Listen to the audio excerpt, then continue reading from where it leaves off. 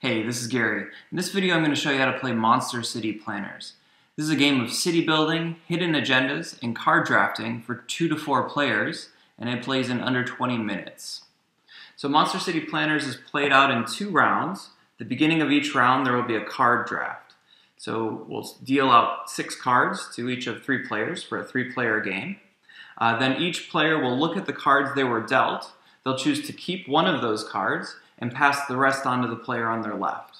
Everybody will be doing this at the same time, choosing one card, passing the rest to the player on their left. And then from the cards that everybody has passed, they'll again choose one and pass the rest to the player on their left. And this will just continue until all of the cards have been picked by someone. So in the interest of time, let's just assume these are the 6 cards that each of these 3 players have chosen to start the round with. They'll then take turns either playing cards or passing. So for instance, this first player might play this card. If you look at the top half of the card, you can see this allows the player to build one road.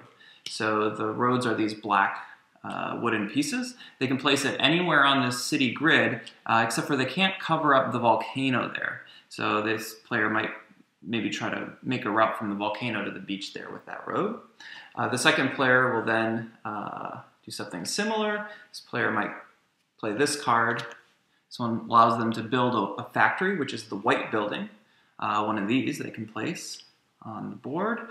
There are also orange emergency stations and blue commercial complexes. You don't have to remember the names. Everything is color-coded in this game.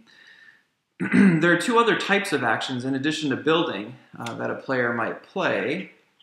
All right, here's one. This is kind of a miscellaneous type of action that allows the player to slide any building in one direction. So this player might want the factory a little closer to the volcano, put it in a little bit more peril, like that. And then maybe when it gets back to this turn, you know what, in fact, let's have them move it to the beach, just so I can show you with this card. The third type of action is to destroy things. So this one allows you to destroy anything next to the beach. So this building is now next to the beach. This player can destroy it with this card. So what will happen is play will continue in this way. People will be building up and destroying and moving around parts of the city until everybody has passed at least once. So maybe this is the city that we end up with. Everybody will have a few less cards at this point. And you'll want to save some of the cards in your hand because that'll be the way that you can score at the end of the round.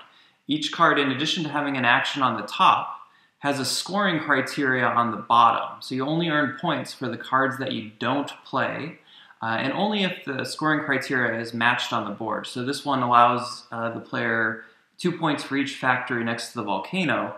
In this case, there aren't any factories next to the volcano. Let's say they got one in there. If that were the case, they would then get 2 points for that factory next to the volcano for keeping that card. This one allows a player 2 points for each blue commercial complex that is kind of contiguous within the biggest cluster of them. There's only one here, so that would be worth 2 points for that player. So this player has earned 4 points. Everybody else is going to score in the same way, and that's the end of round 1. Now I said there will be 2 rounds in this game, so what will happen is after everybody's counted up their points, all the cards will get shuffled. We'll have another draft. Everybody will go through and play and pass and score a second time, starting with the buildings that were left over from the first round. And players will then add up their 2 scores. Whoever's got the most points will win. And that's how Monster City Planners is played.